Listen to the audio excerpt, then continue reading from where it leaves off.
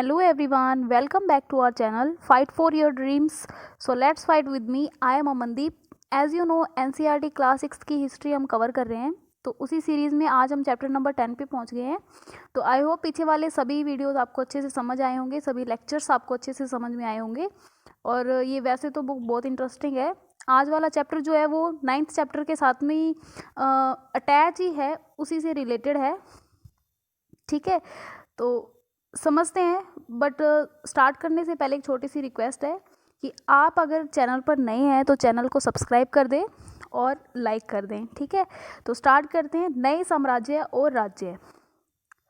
ठीक है, नए साम्राज्य और राज्य। अरविंद राजा बना। अरविंद अपने स्कूल में खेले जाने वाले नाटक में राजा की भूमिका अदा करने के लिए चुना गया था। उसने सोचा कि वह शाही वेशभूषा में मूंछों पर ताव देते हुए रूपले कागज में लिपटी तलवार को शान से पकड़कर चहलकदमी करेगा। ज़रा सोचो उसे कितनी हैरानी हुई जब उसे बताया गया कि उसे बैठकर वीणा भी बजानी पड़ेगी और कविता पाठ भी करना होगा। एक संगीतज्ञ राजा कौन हो सकता है वह? अरविंद सोचने लगा। तो क्या बताती है प्रशस्तियाँ? प्रशस्तियाँ वो होती है जिसके अंदर राजा के बारे में या किसी शासक के बारे में प्रशंसा लिखी हो। ठीक है, तो वो हमें क्या बताती है? दरअसल अरविंद जो है वो गुप्त वंश के प्रसिद्ध राजा समुद्रगुप्त की भूमिका अदा करने जा रहा था। किसकी? समुद्रगुप्त की। ठीक है, वो किसके वंश के थे? गुप्त वंश के प्रसिद्ध राजा हुए थे। समुद्रगुप्त जो थे वो गुप्त वंश के प्रसिद्ध राजा थे, उसकी भूमिका अदा करने जा रहा था अरविंद। समुद्रगुप्त के बारे में हमें इलाहाबाद में अशोक स्तंभ पर खुदे एक अभिलेख से पता चलता है। कहाँ से पता चलता है? इलाहाबाद में अशोक स्तंभ पर खुदे एक लंबे अभिलेख से पता चलता है। इसकी रचना समुद्रगुप्त के दरबार में कवि और मंत्री रहे हरिशेन ने की थी। किसने की थी रचना अभिलेख की?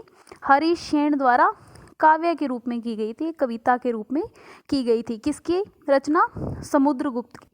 ठीक है, यह एक विशेष किस्म का अभिलेख है जिसे क्या कहते हैं? प्रशस्ति कहते हैं। यह एक संस्कृत शब्द है जिसका अर्थ क्या होता है? प्रशंसा। प्रशस्ति का मतलब क्या होता है? प्रशंसा। प्रशस्तियाँ लिखने का प्रचलन पहले भी था, जैसा कि हमने पार्ट नंबर 9 में पढ़ा था कि गोमती पुत्र जो थे सातकर्णी, उसके बारे में हमने प्रशस्ति में पढ़ा था। ठीक है, उस अभिलेख में जब प्रशंसा की गई थी वो अपने आप ही प्रशस्ति बन गया, परंतु गुप्त काल में इसका महत्व और भी ज़्यादा बढ़ गया। किसका महत्व? प्रशस्ति का। आई होप आपको समझ आ गया होगा इतना। किसने लिखी थी प्रशस्ति? ये लिखी थी समुद्रगुप्त के दरबार में मंत्री और कवि हरिशेन ने। क्लियर है? किसने लिखी थी? हरिशेन ने, समुद्रगुप्त की। तो इस प्रशस्ति से हमें क्या पता चलता है? तो समुद्रगुप्त की प्रशस्ति हमें बताती है कि इसमें राजा जो है वो एक योद्धा है, युद्धों को जीतने वाला राजा है, विद्वान है, एक उत्कृष्ट कवि है। इस रूप में उनकी क्या की गई है? भरपूर प्रशंसा की गई है। राजा को क्या बताया गया है? एक योद्धा बताया गया है, युद्धों को जीतने वाला राजा बताया गया है, विद्वान उत्कृष्ट कवि भी बताया गया है, यहाँ तक कि उसे ईश्वर के बराबर बताया गया है।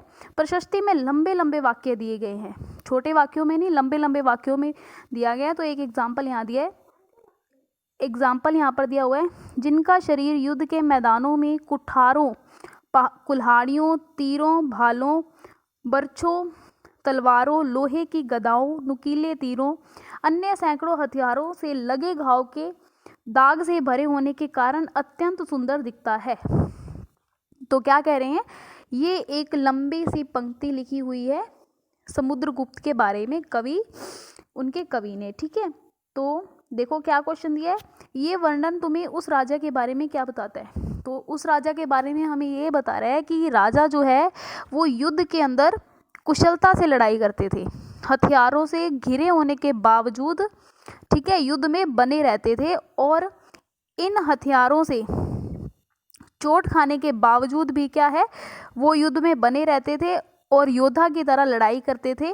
और इन घावों की वजह से, जब ये सभी हथियार उनके ऊपर लगे हैं, उनसे घाव बनने की वजह से जो दाग उनके शरीर पर पड़ गए हैं, उनसे उनका शरीर क्या हो गया है, और भी सुंदर दिखने लग गया है। यानी कि एक योद्धा जो है वो घावों से ही पता चलता है कि ये कितना महान है।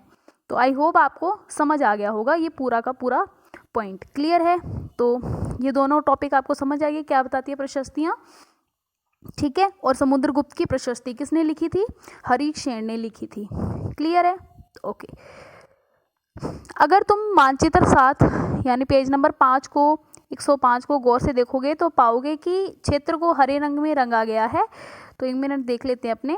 ये वाला क्षेत्र हरे रंग में दिख ही रहा है, जिसके अंदर कनौज, प्रयाग, पाटलिपुत्र और नालंदा 4 क्षेत्र आ रहे हैं। कनौज, प्रयाग, पाटलिपुत्र और नालंदा। तो क्या बताना चाहते हैं? ये कहना चाहते हैं कि, और भी कह रहे हैं, ये समुद्र तट के साथ साथ में एक क्रम में लाल बिंदु देखेंगे। तो लाल बिंदु अपने देख रहे हैं यहाँ पर, ये रहे, ठीक है। अमरावती इसके अंदर एक ब्लैक पॉइंट में आ रहा है, ओके। और उसके बाद में कह रहे हैं कुछ क्षेत्र बैंगनी और नीले रंग में भी रंगे हुए मिलेंगे। तो ये क्षेत्र अपने को ध्यान में रखने हैं। ये है बैंगनी रंग में और ये है नीले रंग में, ठीक है। ये रंग आप याद रखना, एक ये रहा नीले रंग में, ठीक है एरिया। तो ये एरिया याद रहेगा। तो ये बताना चाहते हैं इन एरियाज़ के माध्यम से कि इस मानचित्र में या प्रशस्ति में प्राप्त जानकारियों के आधार पर बनाया गया। ये जो मानचित्र बनाया है हरे, नीले, बैंगनी और लाल बिंदुओं के आधार पर, तो ये प्रशस्ति के अंदर जगह दी हुई थी, ठीक है। तो उसके आधार पर मानचित्र बनाया है। हरिशेन 4 विभिन्न प्रकार के राजाओं और उनके प्रति समुद्रगुप्त की नीतियों का वर्णन करते हैं। प्रशस्ति के अंदर काफ़ी बड़ी प्रशस्ति है, जिसके अंदर हरिशेन 4 प्रकार के राजाओं की बात करते हैं। तो 4 एरिया अपने उन्हें देख लिए ना, हरे और लाल रंग के बिंदुओं वाला, बैंगनी और नीला। मानचित्र के जो हरे रंग का क्षेत्र है वो है आर्यवर्त, ठीक है। उस क्षेत्र को क्या कहते हैं? आर्यवर्त, ठीक है। आर्यवर्त के उन शासकों का है जिन्हें समुद्रगुप्त ने हराकर अपने राज्यों में उनको मिक्स कर लिया था, अपने साम्राज्य में मिला लिया था। समझ आ गया आपको? मानचित्र के अंदर जो हरा क्षेत्र है वो आर्यवर्त के उन 9 शासकों का है, उन 9 शासकों का है जिनको हराकर समुद्रगुप्त ने इन राज्यों को अपने साम्राज्य के अंदर मिला लिया था, ठीक है। क्लियर है? इसके बाद दक्षिण पथ के 12 शासक आते हैं। कितने शासक आ रहे हैं दक्षिण पथ के? 12 शासक। ये दक्षिण पथ हमने पीछे वाले पार्ट के अंदर कवर किया था, है ना। इनमें से कुछ की राजधानियों को दिखाने के लिए मानचित्र पर लाल बिंदु दिए गए हैं। इन सब के हार जाने पर भी समुद्रगुप्त के सामने जाने पर इन्होंने समुद्रगुप्त के सामने समर्पण कर दिया था।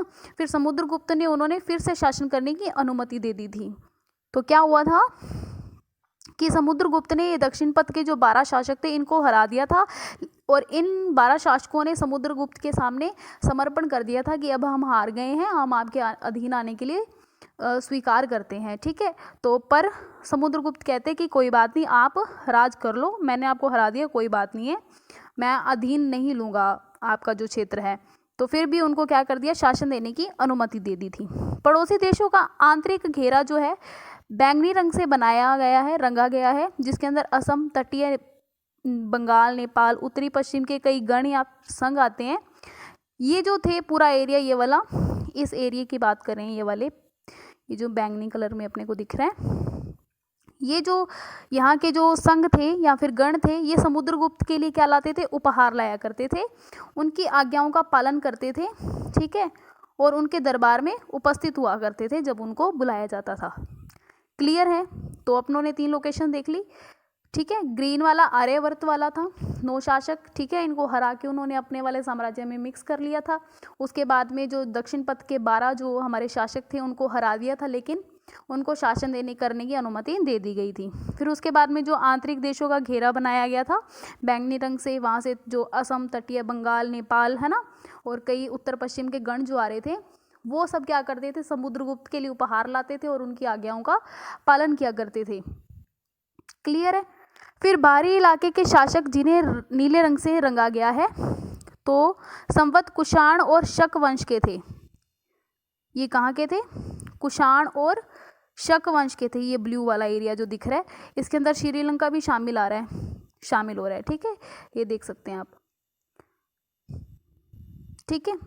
इसके अंदर कौन थे? कुषाण और शक वंश आ रहे थे, शक वंश के शासक शामिल थे। इसके अंदर श्रीलंका के शासक भी थे। इन्होंने समुद्रगुप्त की अधीनता स्वीकार कर ली थी और अपनी पुत्रियों का विवाह उससे कर दिया था। ठीक है। कुषाण हमने पढ़ा था, जिन्होंने क्या किया था? सिल्क रूट पर अपना एक स्ट्रॉन्ग नियंत्रण बना लिया था। ठीक है, याद रहेगा आपको ये चारों पॉइंट। मुझे नहीं लगता इसके अंदर कोई प्रॉब्लम आई होगी। इसके अंदर कुछ दिया हुआ है। मानचित्र में प्रयाग इलाहाबाद का पुराना नाम था, उज्जैन तथा पाटलिपुत्र को ढूंढना है। ये गुप्त शासन के महत्वपूर्ण केंद्र थे। कौन कौन से? प्रयाग, उज्जैन, पाटलिपुत्र। ठीक है, उज्जैन और क्या बताया था इन्होंने? प्रयाग। ठीक है, ये जो 3 एरिया हैं ये किसके थे?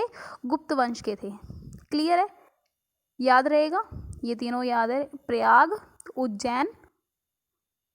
उज्जैन और पाटलिपुत्र। ठीक है, किसके थे ये? गुप्त शासन के महत्वपूर्ण केंद्र थे। ठीक है, तो आर्यवर्त तथा दक्षिण पथ के राज्यों के साथ समुद्रगुप्त के व्यवहार में क्या अंतर था? तो आर्यवर्त का हमने अभी पढ़ा है कि ये वाला जो एरिया था इसको हराकर तो समुद्रगुप्त ने अपने साम्राज्य के अधीन कर लिया था।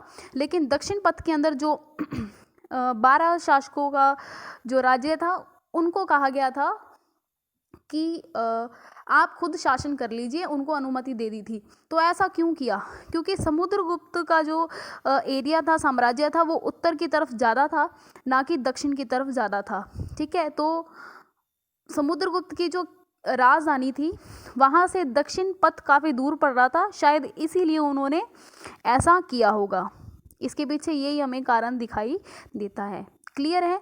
आई होप आपको पॉइंट समझ आया होगा। अब आता है नेक्स्ट पॉइंट, वंशावलियाँ। अधिकांश प्रशस्तियाँ शासकों के पूर्वज के बारे में हमें बताती है। अधिकांश प्रशस्तियाँ जो होती है वो शासक के पूर्वजों के बारे में भी बताती है। यह प्रशस्ति भी समुद्रगुप्त के पितामह यानी परदादा, दादा, पिता और माता के बारे में बताती है। उनकी माँ जो थी कुमार देवी लक्ष्मणी गण की थी। जो कुमार देवी थी समुद्रगुप्त की माँ थी, जो कहाँ की थी? लक्ष्मणी गण की थी। और पिता जो चंद्रगुप्त थे। पिता कौन थे समुद्रगुप्त के? चंद्रगुप्त थे। गुप्त वंश के पहले शासक थे। गुप्त वंश के पहले शासक कौन थे? चंद्रगुप्त। और माँ कौन थी? कुमार देवी थी, जो लक्ष्मणी गण से संबंधित थी, जिन्होंने महाराजा धीरकार जैसी बड़ी उपाधियों का धारण किया था। समुद्रगुप्त ने भी यह उपाधि धारण की थी। कौन सी? महाराज धीराज। ठीक है, उनके दादा परदादा का महाराजा के रूप में उल्लेख है। इससे आभास होता है कि धीरे धीरे इस वंश का महत्व बढ़ता गया। तो पहले तो राजा दादा परदादा को महाराजा कहा जाता था।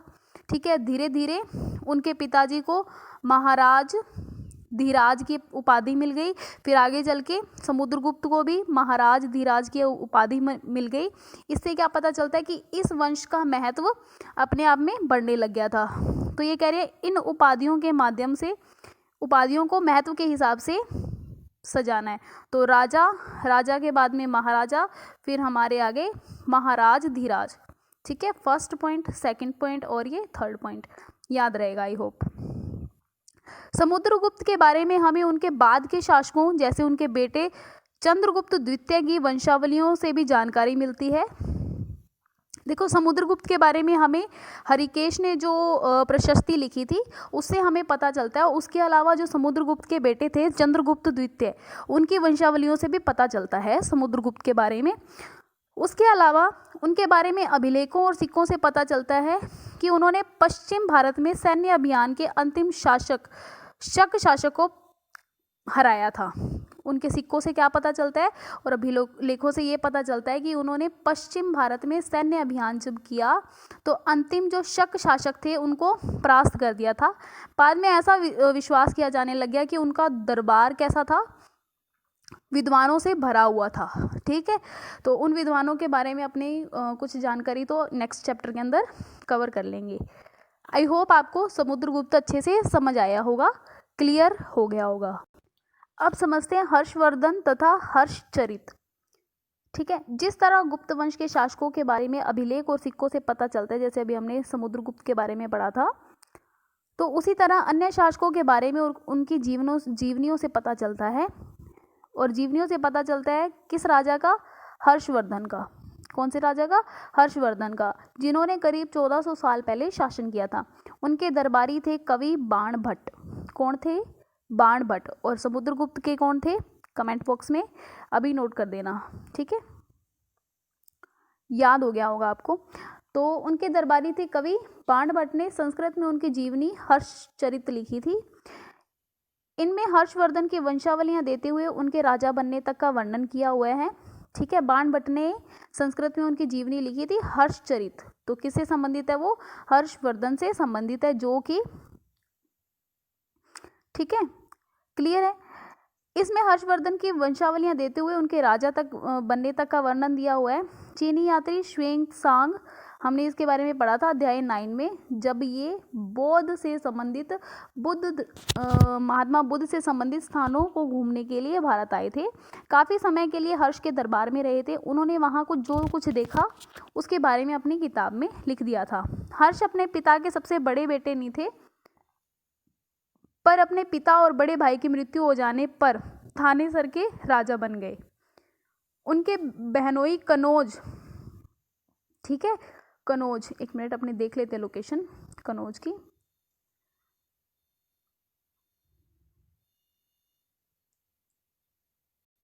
ये रहा कनौज और ये रहा थानेसर, ठीक है, याद रहेगा,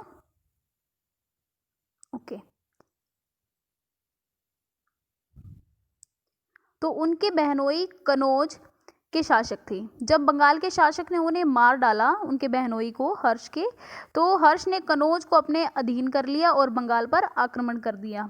मगध तथा संवत बंगाल को भी जीतकर उन्होंने पूर्व में जितनी सफलता मिली थी उतनी सफलता बाकी जगहों पर नहीं मिली, ठीक है। मतलब कहने का ये है कि उन्होंने उत्तर से पूर्व तक अपनी सफलता को सुनिश्चित किया, लेकिन जब वो दक्षिण की तरफ बढ़ने लगे, कौन सी नदी को पार करके? नर्मदा नदी को पार करके, है ना, महाराष्ट्र के पास से पार करने लगे, दक्कन की ओर बढ़ने लगे, तब उन्हें चालुक्य नरेश और पुलकेशिन द्वितीय ने रोक दिया, ठीक है, क्लियर है। तो आई होप ये पूरा समझ आ गया होगा आपको। हर्षवर्धन, ठीक है, और उनके ऊपर जो जीवनी लिखी गई है हर्षचरित, उनके दरबारी कवि बाणभट्ट के द्वारा, वो थी हर्षचरित, क्लियर है। तो ये पॉइंट आपको क्लियर हो गया होगा। अब बात करते हैं पल्लव, चाणक्य और पुलकेशिन द्वितीय की प्रशस्तियों के बारे में। इस काल में पल्लव और चालुक्य दक्षिण भारत के सबसे महत्वपूर्ण राजवंश थे। पल्लवों का राज्य उनकी राजधानी कांचीपुरम के आसपास के क्षेत्रों से लेकर कावेरी नदी के डेल्टा तक फैला हुआ था, जबकि चालुक्यों का जो राज्य था कृष्णा और तुंगभद्रा नदियों के बीच में स्थित था। तो पहले पल्लवों की राज्य जो राजधानी थी कांचीपुरम के आसपास के क्षेत्रों से लेकर कावेरी नदी तक फैला हुआ था, और चालुक्यों का कहाँ तक? कृष्णा नदी से तुंगभद्रा नदियों के बीच में बसा हुआ था। तो इसकी लोकेशन मैं सेंड कर दूंगी आपको टेलीग्राम पर, ठीक है। चालुक्यों की राजधानी ऐहोल थी। किसकी राजधानी ऐहोल थी? चालुक्यों की। ये एक प्रमुख व्यापारिक केंद्र था। धीरे धीरे ये धार्मिक केंद्र भी बन गया, और यहाँ पर बहुत सारे मंदिर भी है ऐहोल में। पल्लव और चालुक्य एक दूसरे की सीमाओं पर अतिक्रमण करते रहते थे। मुख्य रूप से राजधानियों को निशाना बनाया जाता था। तो ये राजधानी कैसी थी? समृद्ध शहर थी, क्लियर है। तो हमने ये दो जनों के बारे में पढ़ लिया, पल्लवों और चालुक्यों के बारे में, ठीक है। अब बात करते हैं पुलकेशिन की। द्वितीय जो थे वो सबसे प्रसिद्ध चालुक्य राजा थे। उनके बारे में हमें उनके दरबारी रवि कीर्ति द्वारा रचित प्रशस्ति से पता चलता है। पुलकेशिन के बारे में किससे पता चलता है? उनके दरबारी जो थे रवि कीर्ति द्वारा रचित प्रशस्ति से पता चलता है। इनमें उनके पूर्वजों, खास तौर से पिछली 4 पीढ़ियों के बारे में बताया गया है। पुलकेशिन द्वितीय को अपने चाचा से ये राज्य मिला था, ठीक है। रवि कीर्ति के अनुसार उन्होंने पूर्व तथा पश्चिम दोनों समुद्रीय तटों के इलाकों में अपने अभियान चलाए थे। इसके अलावा हर्ष को आगे आने से भी उन्होंने रोका था, जैसा कि हमने देखा था। तो हर्ष का मतलब क्या होता है? आनंद। तो कवि का क्या कहना था? कौन से कवि का? रवि कीर्ति का कहना है कि इस पराजय के बाद हर्ष अब हर्ष नहीं रहा। ठीक है, हर्ष में अब आनंद नहीं रहा। कहने का मतलब ये है जब उसे दक्षिण की तरफ आने से रोक लिया गया था। तो पुलकेशिन द्वितीय ने पल्लव राजा के ऊपर भी आक्रमण किया था, जिसे कांचीपुरम की दीवार के पीछे जाकर क्या लेनी पड़ी थी? शरण लेनी पड़ी थी। क्लियर है? पर चालुक्य की विजय जो थी वो अल्पकालीन थी। लड़ाई से क्या हो गए? दोनों वंश दुर्बल हो गए। पल्लव और चालुक्य जो थे, ठीक है, उनको राष्ट्रकूटों और चोल वंशों ने समाप्त कर दिया था। ये आपस में लड़ते रहे और ये कमजोर हो गए, जिससे क्या कर दिया इन्होंने? राष्ट्रकूटों और चोल वंशों ने इनको खत्म कर दिया। ठीक है, ये अपने आगे चल के पढ़ेंगे जब मिडल हिस्ट्री हम जब पढ़ेंगे। क्लियर है? तो हमने अभी तक किसको देखा है? हमने देख लिया पल्लव, चालुक्य और पुलकेशिन द्वितीय को। क्लियर है? समझ आ गया आपको ये? ओके। तो वे कौन कौन से अन्य राजा थे जो तटों पर नियंत्रण करना चाहते थे? हमने जो चैप्टर 9 में पढ़ा था, जो हमने चेर, चोल और पांडे, ठीक है, ये तो थे ही। उसके अलावा सातवाहन जो थे, ये क्या चाहते थे? ये चाहते थे किस पर? तटों पर नियंत्रण पाना। ठीक है, किस लिए? अधिक शक्तिशाली होने के लिए। इन राज्यों का प्रशासन कैसे चलता था? पहले राजाओं की तरह इन राजाओं के लिए भूमि कर सबसे महत्वपूर्ण हुआ करता था। पहले के राजाओं की तरह इन राजाओं के लिए भी भूमि कर सबसे महत्वपूर्ण बना रहा। प्रशासन की प्राथमिक इकाई जो होते थे वो गांव होते थे, लेकिन धीरे धीरे कई नए बदलाव आए। राजाओं ने आर्थिक, सामाजिक, राजनीतिक और सैन्य शक्ति रखने वाले लोगों का समर्थन जुटाने के लिए कई कदम उठाए। उदाहरण के तौर पर कुछ महत्वपूर्ण प्रशासकीय पद आनुवंशिक बन गए, अर्थात बेटे अपने पिता का पद पाते थे, जैसा कि कवि हरिसेन अपने पिता की तरह महादंडनायक यानी कि मुख्य न्याय अधिकारी थे। कौन थे? हरिसेन, जिन्होंने समुद्रगुप्त की प्रशस्ति लिखी थी। ठीक है ना? तो इनको भी क्या मिला था? आनुवंशिक पद ही मिला था। कभी कभी एक ही व्यक्ति कई पदों पर कार्य करता रहता था, जैसे कि हरिसेन एक महादंड होने के साथ साथ में एक क्या थे? महत्वपूर्ण मंत्री भी थे और युद्ध और शांति के विषयों के अंदर भी मंत्री थे। ठीक है, यहाँ संभवतः क्या था कि वहाँ के स्थानीय प्रशासन के प्रमुख व्यक्तियों का बहुत बोलबाला होता था। इनमें नगर श्रेष्ठ यानी कि मुख्य बैंकर यानी कि शहर का व्यापारी और व्यापारियों के काफिले का नेता और शिल्पकार, ठीक है, ये सब लोग प्रधान होते थे। अब ये प्रधान होंगे तो इन सब से क्या होगा? इन सब से बनाए रखने से क्या होगा? सेना शक्ति, सैन्य शक्ति को बनाए रखने में सहायता मिलेगी राजाओं को। ठीक है, क्लियर है? इस तरह की नीतियां कुछ हद तक प्रभावशाली होती थी, पर समय के साथ साथ में इनमें से कुछ व्यक्ति इतने शक्तिशाली हो जाते थे कि अपना राज्य, स्वतंत्र राज्य स्थापित कर लेते थे। इससे क्या होगा आगे चलकर? सामंत व्यवस्था बनेगी। ठीक है, जैसे कि अब देखो कुछ अब इन्होंने मंत्री बना दिए, वो मंत्रियों के पास में क्या हो गया? काफ़ी सारी ज़मीनें हो गई। ठीक है, अब जैसे जैसे क्या होगा? राजा कमज़ोर पड़ेगा, तब ये मंत्री आगे चलकर क्या करेंगे? खुद को सरदार घोषित कर देंगे, जिससे क्या आएगा? सामंत व्यवस्था का, ठीक है, क्लियर है, उद्भव होगा। सोचकर बताओ कि अफसरों का पद आनुवंशिक कर देने से क्या फ़ायदे होते हैं और क्या नुकसान होते हैं। तो आनुवंशिक कर देने से नुकसान तो वैसे हम सबको ही पता है कि देखो जो योग्य नहीं होता उसको भी सीट मिल जाती है। ठीक है, क्लियर है, ये तो अपने सबको ही पता है। लेकिन फ़ायदे क्या थे? फ़ायदे ये थे कि वो अगर मान लो कि कोई पिता है, वो अपने बेटे को अपने काम का प्रशिक्षण दे सकता था। ठीक है, उन नीतियों को लंबे टाइम तक बनाए रखने में सहायता मिलती थी और नीतियों को बेहतर बनाने में भी हेल्प मिलती थी। ऐसा आनुवंशिक पद बनाने से हो सकता था उस वक्त। ठीक है, एक नए प्रकार की सेना। कुछ राजा अभी भी पुराने राजाओं की तरह सुसंगठित सेना रखा करते थे, जिसमें हाथी, रथ, घुड़सवार और पैदल सिपाही होते थे, पर इनके साथ साथ में कुछ सेना नायक भी होते थे जो आवश्यकता पड़ने पर राजा को सैनिक सहायता दिया करते थे। जैसे कि अभी मैंने बताया कि वो मंत्रियों के पास में, जैसे कि मंत्रियों को दान के तौर पर, उपहार के तौर पर ज़मीन दे दिया करते थे राजा, ठीक है। अब उन्होंने अपनी ज़मीन को बचाने के लिए, अपने क्षेत्र को और शक्तिशाली बनाने के लिए क्या किया, थोड़े बहुत सैनिक रख लिए, और जब ज़्यादा ज़रूरत हुई राजा को, और अपने सैनिक उन्होंने भेज दिए। तो ये कह रहे हैं, ये बात कहना चाहते हैं यहाँ पे।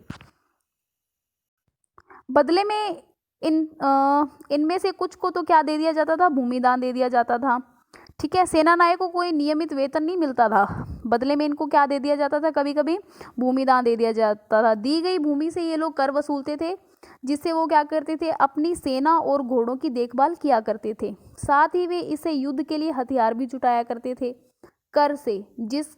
वो कर किसे लेते थे, वो जमीन जो राजा ने उनको दान में दी है उस जमीन से। इस तरह व्यक्ति जो है, वो व्यक्ति क्या कहलाते थे, सामंत कहलाते थे। जो व्यक्ति कर लेते थे, अपनी दी हुई उपहार की ज़मीन से टैक्स लेते थे, और उस टैक्स से क्या करते थे, अपनी सेना का भरण पोषण करते थे, ठीक है। ये व्यक्ति आगे चलकर क्या कहलाए, सामंत कहलाए। जहाँ कहीं भी शासक कमज़ोर पड़ता, दुर्लभ पड़ता, ये सामंत स्वतंत्र होने की कोशिश करते हैं, यानी खुद का अपना राज्य बनाने की कोशिश करते। दक्षिण के राज्यों में सभाएं। पल्लवों के अभिलेखों में कई स्थानीय सभाओं की चर्चा मिलती है। इनमें से एक था ब्राह्मण भूस्वामियों का संगठन, जिसको कहते थे सभा। ये सभाएं उप समितियों के जरिए सिंचाई, खेतीबाड़ी से जुड़े अलग अलग काम, सड़क निर्माण, स्थानीय मंदिरों की देखरेख आदि काम किया करते थे। ये सभा क्या करती थी, सिंचाई की, खेतीबाड़ी के काम, सड़क निर्माण, स्थानीय मंदिरों की देखरेख का काम किया करती थी। और इसमें था कौन, ब्राह्मण भूस्वामी होते थे। जो ब्राह्मण होते थे उनको दान के अंदर बड़ी बड़ी भूमियाँ मिली होती थी, भूमि मिली होती थी बड़ी संख्या में, है ना। तो वो क्या बन जाएंगे, बड़े भूस्वामी बन जाएंगे ना। उन सभी बड़े बड़े ब्राह्मणों का, जिनके पास बड़ी बड़ी ज़मीनें हैं, ठीक है, उनका संगठन सभा कहलाता था। आई होप ये पॉइंट समझ आ गया होगा आपको, ठीक है। जिन इलाकों में भूस्वामी ब्राह्मण नहीं थे, ठीक है, वहाँ उर नामक ग्राम सभा होने की बात कही गई है। अब जहाँ पर ब्राह्मण भूस्वामी नहीं है, वो क्या होगा, उर नामक ग्राम सभा होगी, उर, ठीक है। और जहाँ पर ब्राह्मण होंगे उनको क्या कहेगा, सभा, ठीक है। आई होप ये समझ आ गया होगा। सभा तो किसकी है, ब्राह्मणों की, और जो ब्राह्मण नहीं है वहाँ पे क्या, उर है, ठीक है। नगरम व्यापारियों के एक संगठन का नाम है। जो नगरम है वो व्यापारियों के संगठन का नाम है, और उर जो है वो गैर ब्राह्मण भूस्वामियों का नाम है, और ब्राह्मण भूस्वामियों की सभा संगठन का नाम है सभा। इन सभी सभाओं पर धनी और शक्तिशाली भूस्वामियों और व्यापारियों का नियंत्रण होता था। इनमें से बहुत सारी जो स्थानीय सभाएं होती थी वो शताब्दियों तक काम करती रही हैं, ठीक है। क्लियर है, आपको ये समझ आ गया होगा। दक्षिण राज्यों के अंदर ये सब सभाएं हुआ करती थी, नगरम, उर और सभा। क्लियर है, ये संगठन है। उस जमाने में आम लोग, जनसाधारण के जीवन की थोड़ी बहुत झलक हमें नाटकों और कुछ अन्य स्रोतों से मिलते हैं।